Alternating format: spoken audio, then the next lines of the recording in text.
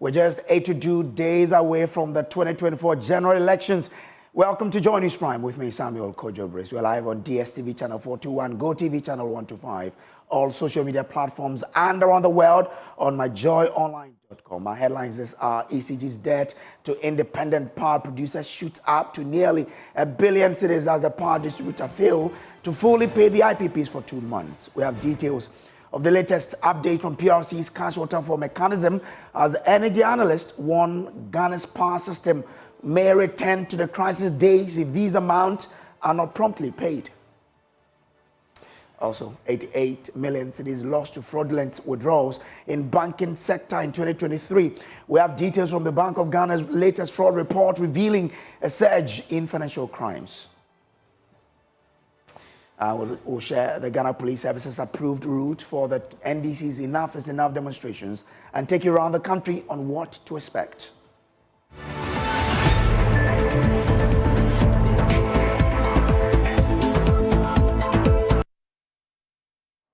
Well, increasing fears of a possible return to the dark days as the Electricity Company of Ghana seems to be ballooning its debt after the power distributor failed to fully pay independent power producers. Recent report from the Public Utilities Regulatory Commission covering May, June, and July 2024 reveal discrepancies that raise questions about the government's inability to manage the energy sector debt and ensure consistent power supply. In May and June, ECG made only partial payment to 3 of the 6 IPPs and the West African Gas Pipeline Company, WAPCO. However, 3 key IPPs, Kappa, Senate, and Asogli, did not confirm the actual amount they received for these months. How significant are these shortfalls? The Joy research team has put this together. Let me share with you what they've seen. Now, if you look at the month of May, the shortfall was some 348.18 million cedis. In June, the shortfall was 513.53 million cedis. Together, the total is 861.72 million Ghana cedis. So that is what we have for the 2 months. Now, in July, no payment has been confirmed by any of the IPP. So this is what we know so far with regards to what the ECG shortfall is. Now, the ECG has also been responding to all of these claims.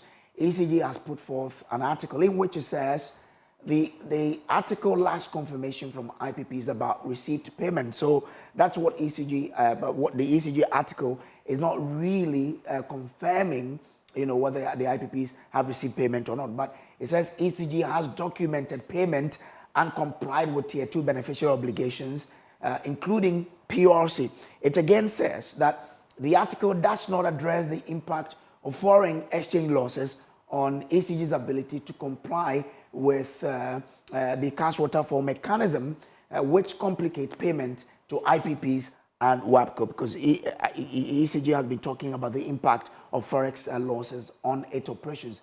Again, ECG's significant expenditure on liquid fuel is around 466 million, and this is due to supply challenges, which is not reflected in the cash waterfall framework and adding to the compliance difficulty. So that is what the ECG has also been putting across. But all of this is making analysts in the energy sector warn that if nothing is done, we may return to the dark days. But 88 million cedis was lost, and all of these issues are what the energy sector is battling with. Now, there's more that will be bringing you on this story, but we understand that 88 million cedis was lost to fraudulent withdrawals in the banking sector, according to the latest Bank of Ghana fraud report.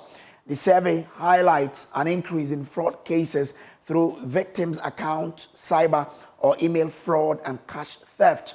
The banking sector regulator is strengthening its engagement with institutions, especially where there are high incidents, to crack down on the trend.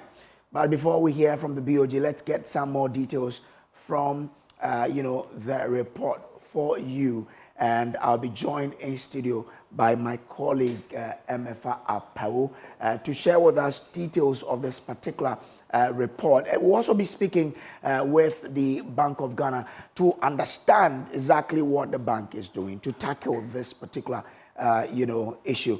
But let me bring in my colleague now, MFR Apao, to let us understand the magnitude of what we were dealing with. MFR, let's start with the cases that have been reported so far. Okay, so we've talked about banking fraud, a number of it that have come up, and we'll bring up, the details shortly on the screen so we can get into it. But we've been hearing from the BoG, 88 million has been lost, according to the BoG report. It's a huge report that we've been breaking down for you. So 88 million, that's what we've lost. That's the 2023 fraud report, the total value of fraud cases. Now we move on. In 2023, raised 15,865. That's it. And then in 2022, 15,164. So there's a 5% rise when it comes to the number of fraud cases that we've recorded. So this is what the graphs look like. And the BoG itself, we've been hearing from them, they are concerned about this particular trend, especially when we are told that most of the banking sector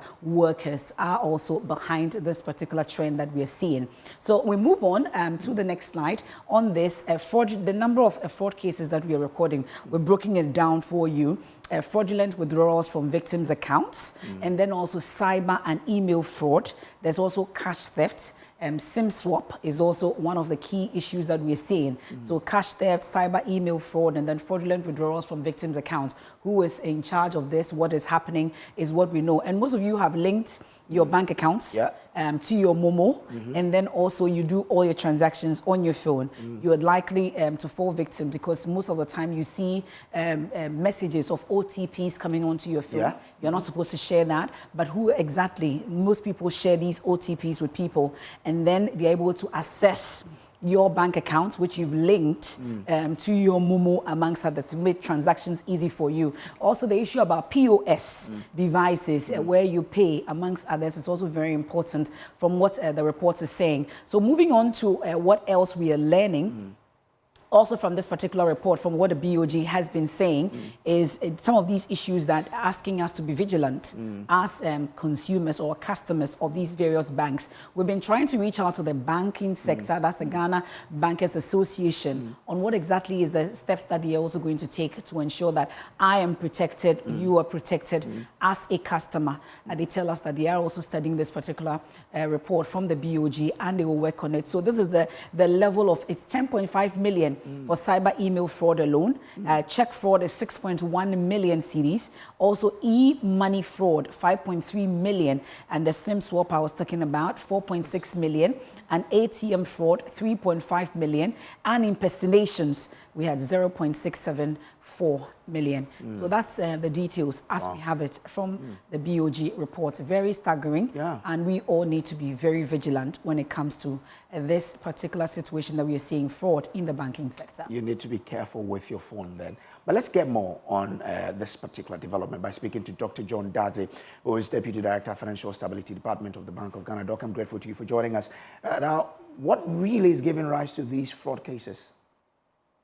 Right, thank you very much to you and your cherished listeners and viewers. Yeah, what is giving rise to these fraud cases? We need to break the data down to have a very good comprehensive view of it.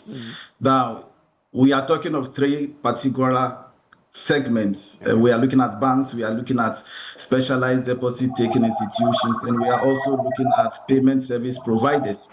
Now, when you combine the banks and the SDIs, you realize that in terms of the incidence of fraud, we had a significant reduction, a total of 2,998 cases in 2022, declining by about 60% to the 1,200 cases we recorded in 2023. Now, so although in terms of the incidence, in terms of the number of cases, there was that sharp reduction. In terms of the loss value, we have seen an increase in it, and that is about 27% growth from 56.4 million to about 71 million. And when you drill down, as the report indicated, you realize that it was in the case of cash suppression, that is where cash from depositors have been concealed or diverted, maybe by bank staff, and that was quite significant, and some of them were also in foreign currency.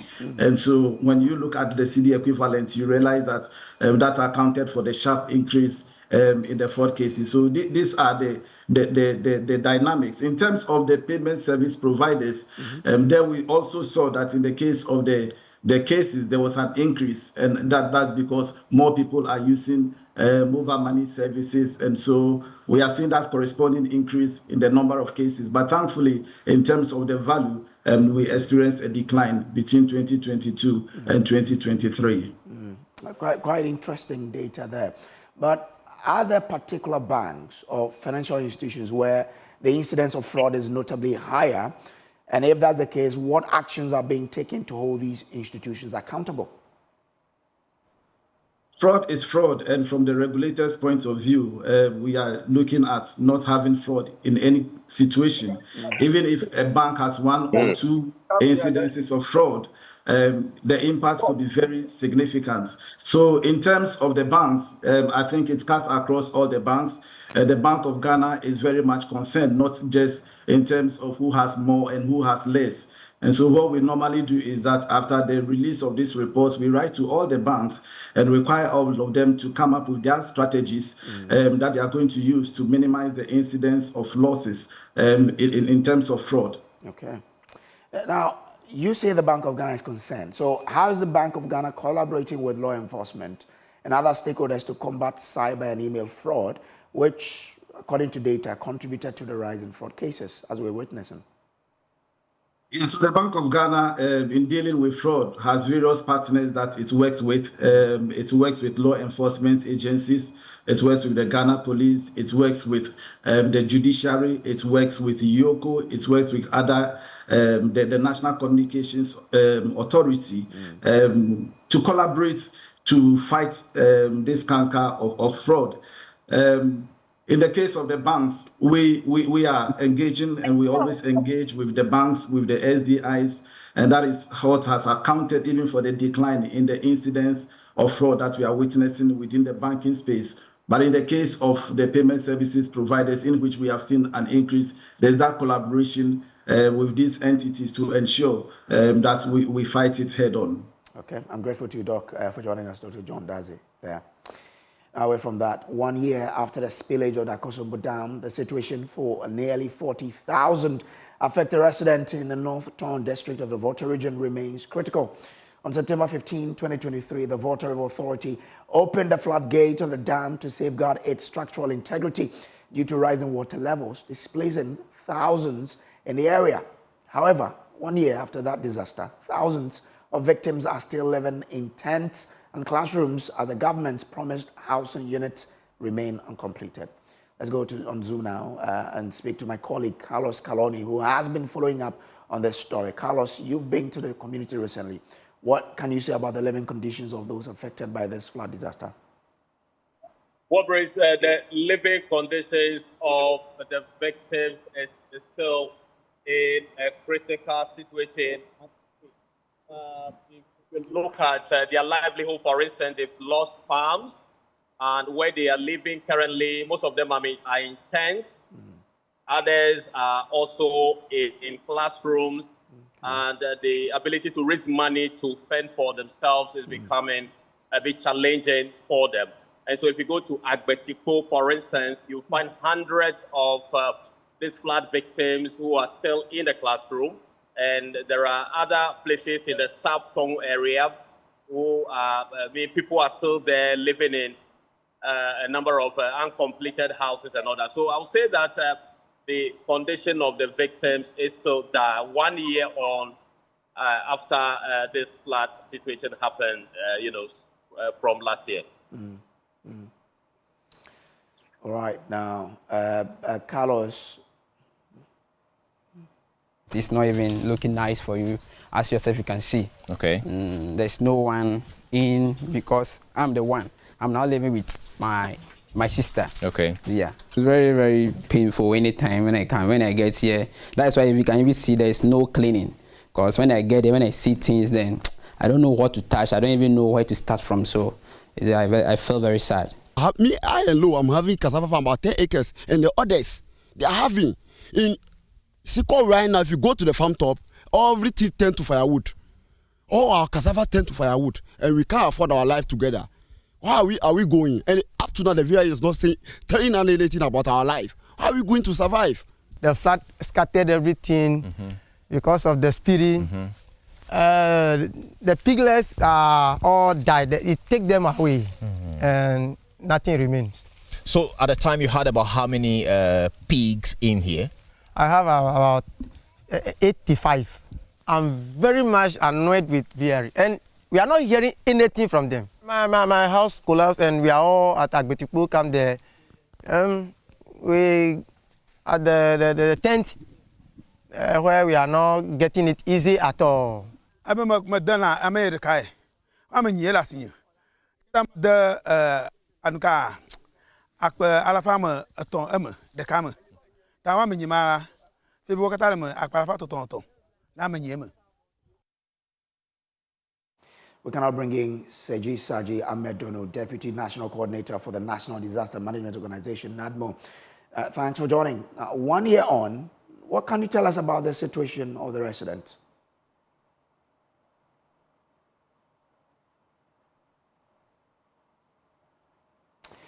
Seji, kindly unmute so we can hear what you're telling us.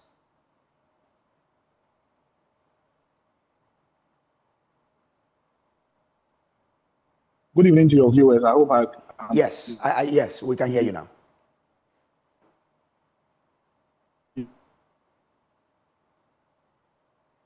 Heard now. Lots happened. And as you rightly said, exactly 1 year yesterday, the spillage started. Even though on the 15th of September, when it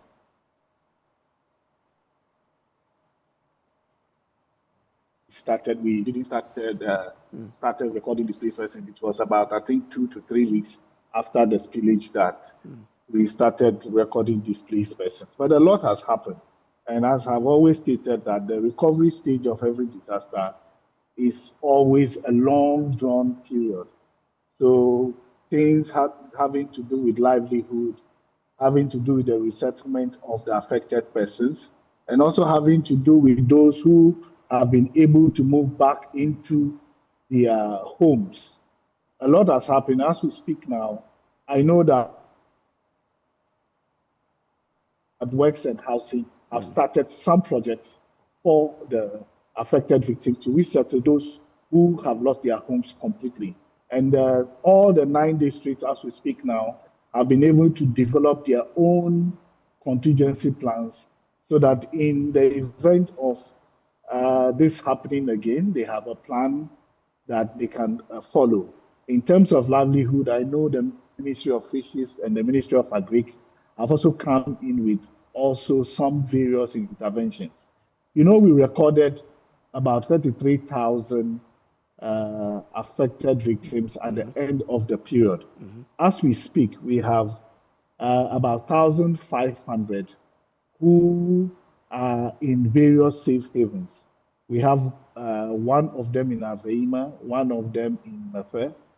We have another one in Degoma, one in Agbetipo, and one also in the Shai Usudoku district. But all together, there are about 1,500 of them. And out of that 1,500, we have around about 300 of them who are still in tents. But a structure has been completed for them by the VRA. It is only left with the partitioning of those structures so that we can have the families move into those structures temporarily whilst the Works and Housing completes the structures that they have started working on. So if you mention that Works and Housing has started something, when we go to these places, what exactly will we see to tell us that indeed they've started something? Okay, so you will see some structures in about 5 or 6 communities that have gotten to lintel level. And there are other places that they are just about starting those structures as we speak. Grateful to you for, and again, I mean, you talk about people who are still living in tent, people who have been resettled. How many families are we talking about here? Those who are living in tent, those who have been resettled? Well, the total number of people living in tent now is about 300, not families, but about 300 individuals, okay. Which is out of the 1,500 who are in various safe havens that your reporter mentioned earlier. So it's about 300 people who are in tent. But even for them, a structure has been completed by the VRA, but it's just that the way it was built, you could not have more than one family in one particular room. So there needs to be some partitioning done, and families will be moved in so that we don't even have anybody in the tent while the works and housing construction goes on. We are hopeful that in a few months, those structures will be completed so that everybody will be moved into those structures. But it seemed to look as though the concentration is on North Town. What about those in South Town? Well, as we speak, we only have people in safe haven in North Town and Shai Osudoku. Okay. In South Town, even at the peak of the spillage, we really did not have any safe haven holding people. Most of the affected person, about 5,000 plus of them, were living with friends and relatives and other family members. Okay. So what happens to the properties that they lost as well? Those people who are living with their friends? Well, a lot has happened. There have been some registration by our partners, and there have been some transfer of some funds to some families. As I also said, in the area of livelihood, the Ministry of Agri has moved in to deal with the small older farmers and to provide them with some seedlings and some fertilizers too as well. Okay, grateful to you, Sergi, for joining us here. Now, away from that, as the Galamsey menace continues to ravage the country's rivers and water bodies, concerns have emerged about the quality of water we drink. In our latest online documentary titled Drinking with Suspicion, Richard Kwajonyako explores a puzzling question. Why do so many trust sachet and bottled water with unknown source, yet remain skeptical of the water flowing from their own taps? Here are excerpts of the documentary. Amid widespread distrust, one thing remains undeniable. Ghanaians are either drinking water from the Ghana Water Company or relying on sachet water. However, Stanley Mate, communications manager of the Ghana Water Company, insists that those choosing sachet water, despite having tap access, are doing so out of perception, not necessity. According to him, it's less about safety concerns and more about lifestyle shifts. It's just about perception, and I think, and it's also about standards of living. When people's standard of living improve, then they resort to all manner of expensive adventure or venture. And today, mining is done right in the rivers. What it means is that we have added several chemicals to the water, which our treatment system does not take care of them. They do nothing to them. There are districts where people are producing at their backyard and come in, and if you are small scale, they don't even come on the radar, but it poses a risk. Because if you are at a funeral in the village, whether you are Director General of GSA or not, you buy water and you would assume that this water has been tested and certified and approved for sale by the FDA. Of course, at the funeral, you're not going to take your phone and check whether it's on the website and so on and so forth. It's nice to do, but practically how many of us will do that? So to the extent that we do know that there are pockets of products circulating in commerce without the knowledge of state authorities, there's work to do. To the extent that the product, even on the market, could change in quality, requiring constant surveillance, we have work to do.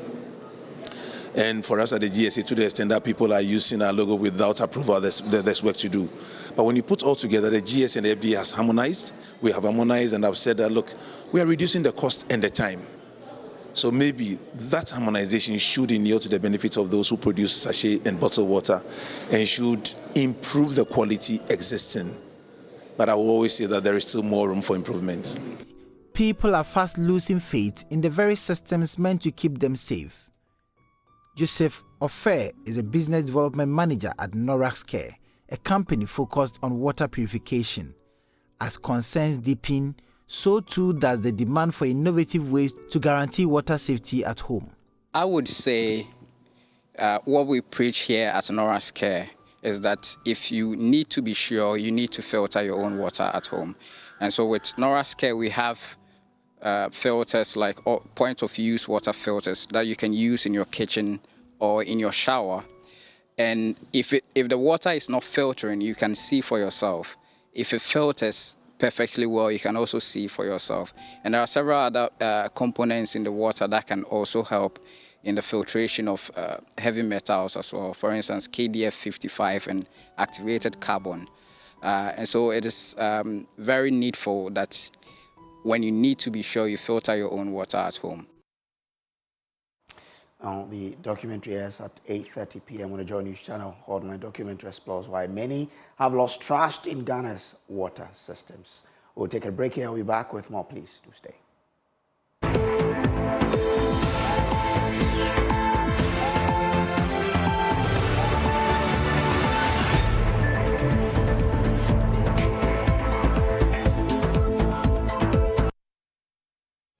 Welcome back from the break now. Let's do election headquarters now, which is brought to you by Petrosol Platinum Energy, Energizing Dreams, the Chartered Institute of Management Accountant, the American Institute of Certified Public Accountant, together as the Association of International Certified Professional Accountant, also by the German Ozone Medical Center, Alternative Therapy, Dental Wellness and Beauty, Chopbox Technologies, a convenience service, and Youth Bridge Foundation, bridging the gap for positive youth development.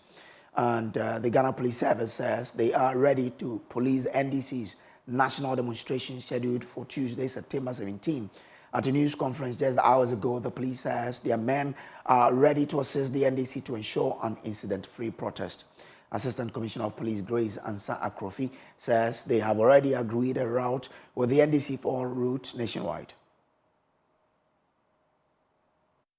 We wish to inform all Ghanaians, the general public, that adequate measures have been put in place to ensure security for the planned demonstration by the National Democratic Congress, which is scheduled for tomorrow, 17th September 2024, in all regional capitals across the country. As part of preparations for the demonstration, the Ghana Police Service has extensively engaged the leadership of the NDC and the Electoral Commission. The agreed routes for the demonstrations in all the 16 regional capitals have been duly conveyed to the demonstration, to the organizers, and it is captured in an attached document which we have titled as Annex 1. Let me take a moment to run us through all the routes in all the regions across the country. So beginning with the Greater Accra region. The demonstration will commence at the Kwame Nkrumah Circle through Farisco Traffic Light to the TUC, National Theatre, to Accra Sports Stadium, to the Military Cemetery Traffic Light, to Parliament House, and then to terminate at the EC head office. My colleague Michael Ashley joins via Zoom with more details from the police. Now, Michael, we know the protest is happening and is expected to terminate at all the EC offices. But in the update, the police only mentioned 16 routes. Clarify that for me.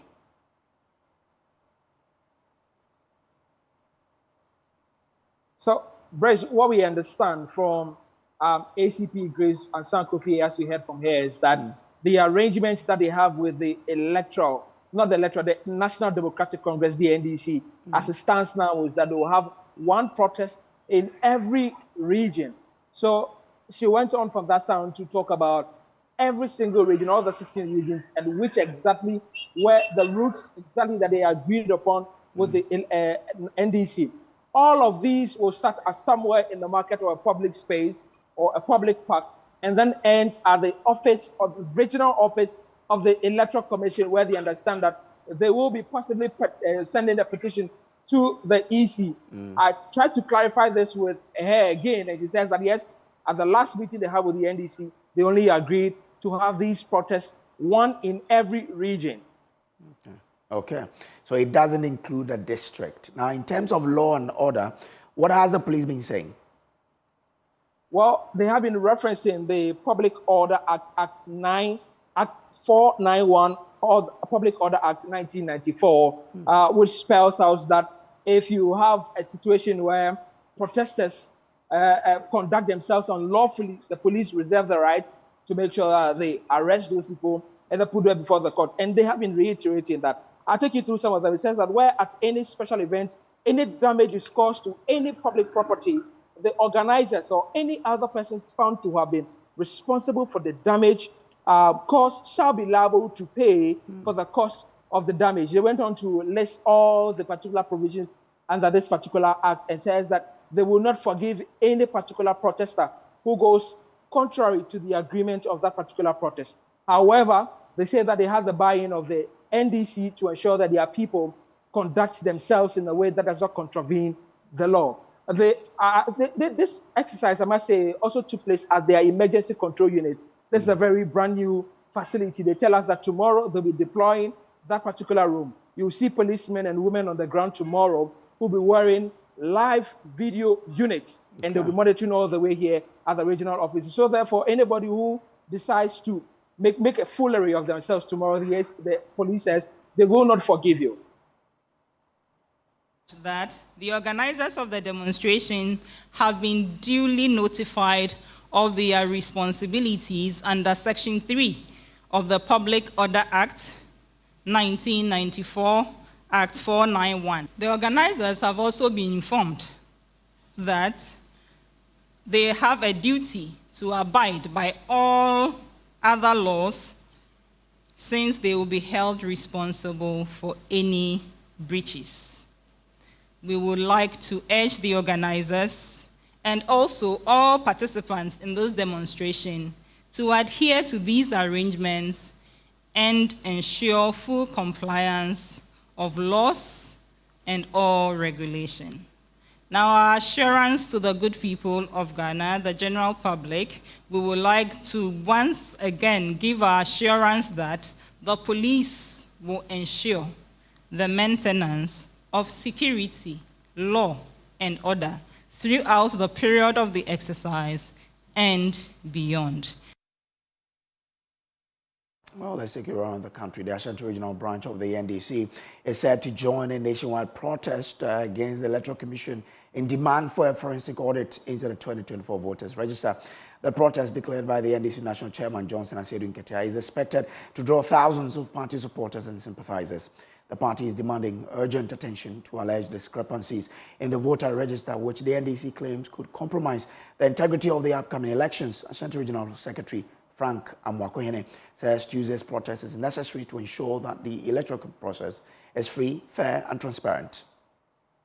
We are not asking for too much. We are only asking that Jane Mensah, Bosman Asari, and the Electoral Commission do the right thing, do the needful, and make sure we ensure a credible process moving into the 2024 general elections. Realize that the EC presented to us a different register that was totally not used for the voter exhibition.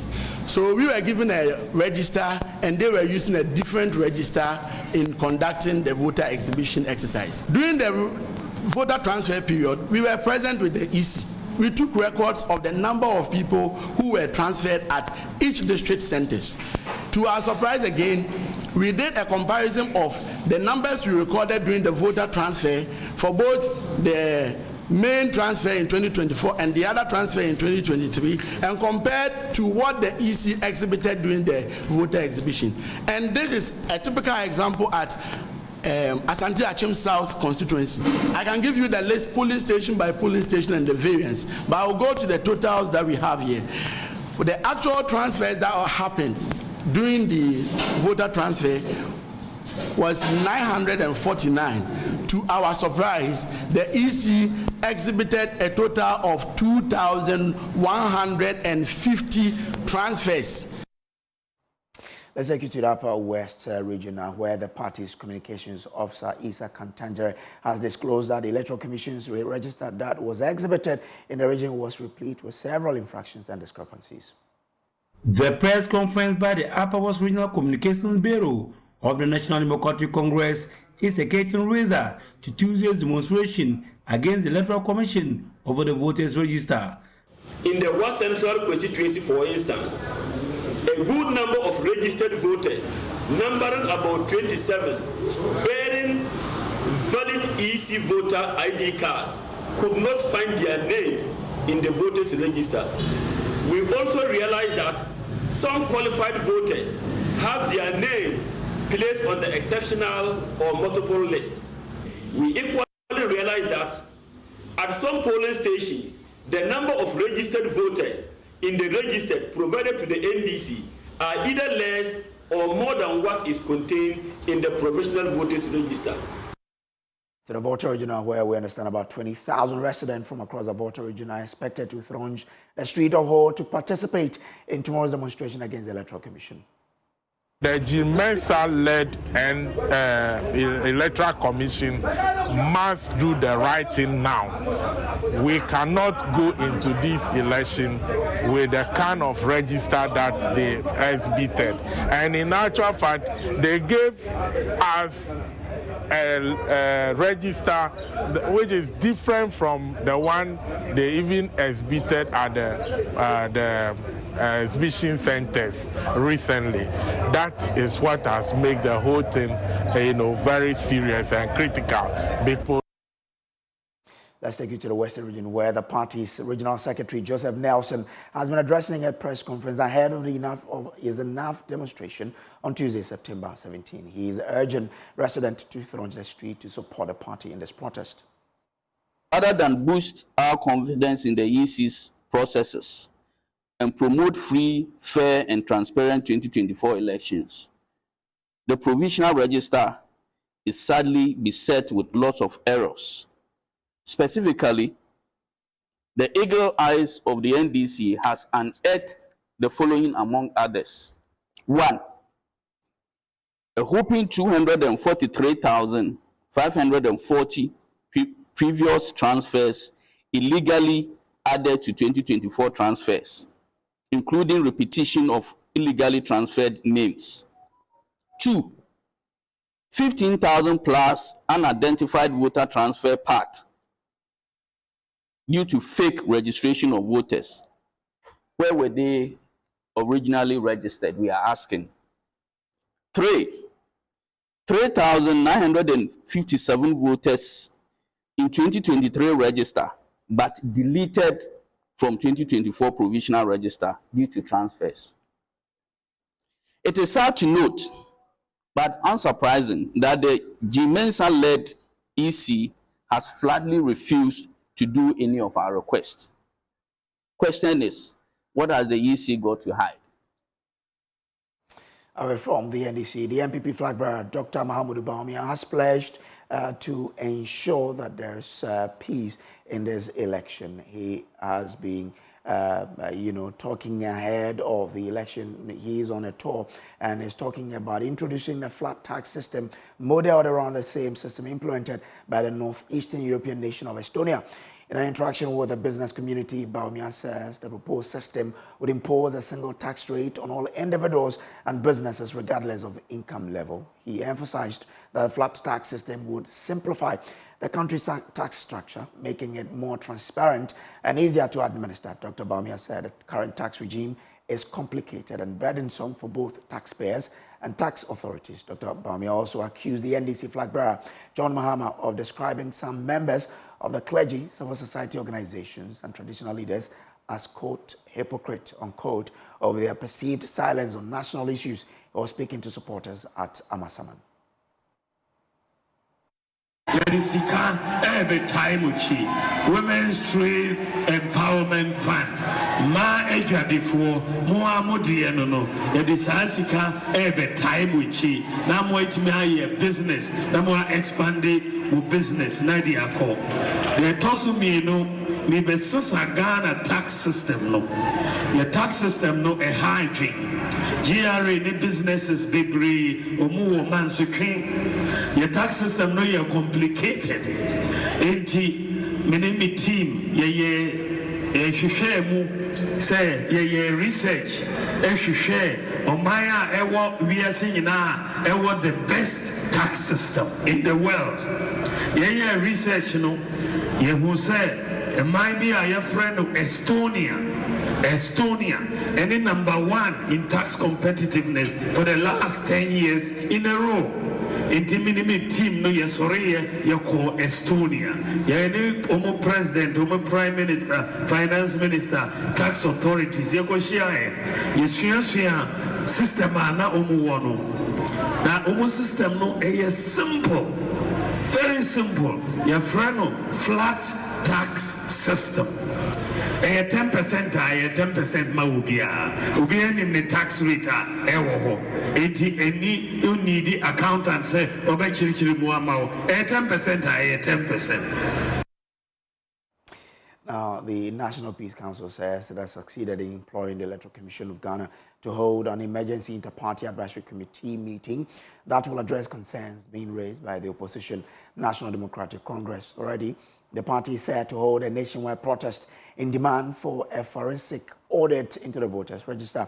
Even before the exercise kicks in, the National Peace Council says it has intervened by reaching the NDC General Secretary and the Electoral Commission to meet and to thrash out the concerns at a meeting on Wednesday. Ernest Edujemfi is chairman of the National Peace Council. He was speaking at a dialogue with the constituent board of the National Peace Council here in Accra. We've spoken to the EC, we've spoken to the NDC. We were trying to make sure that we could have had a meeting today, an IPAC meeting today. Unfortunately, because of the vetting of the presidential filing forms, the EC has today and tomorrow by constitution to ensure that those things are resolved. Because of that, the meeting cannot come on today. But we understand there will be an IPAC meeting on Wednesday, and we hope that this IPAC meeting should be able to resolve whatever problems they have.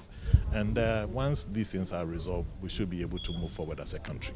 It appears that might be coming late because the opposition party has announced that they will hit the streets in the next 24 hours. Have you maybe tried to reach out to them or some of the stakeholders just to calm nerves ahead of that exercise?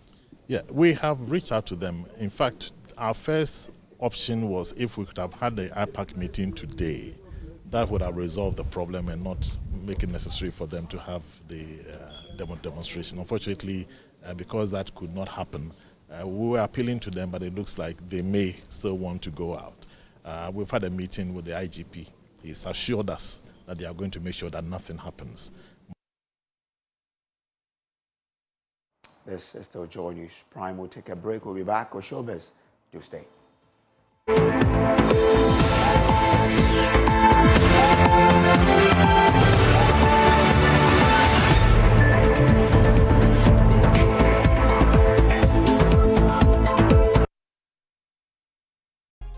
All right, so let's do Showbiz now, and Becky Bex is here with all the gist that you missed out over the weekend. Hi, Becky, how are you? Hello to you, Brace. How you doing? Miss you right here.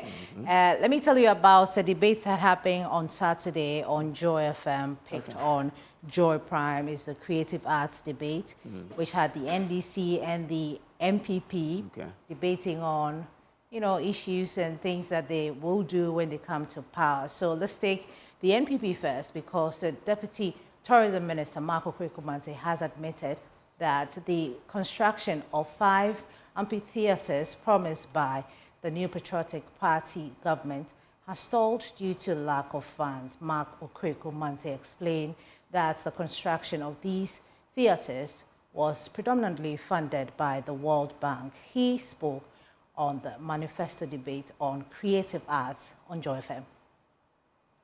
Predominantly, it has a lot to do with budget, because this is funded by the World Bank.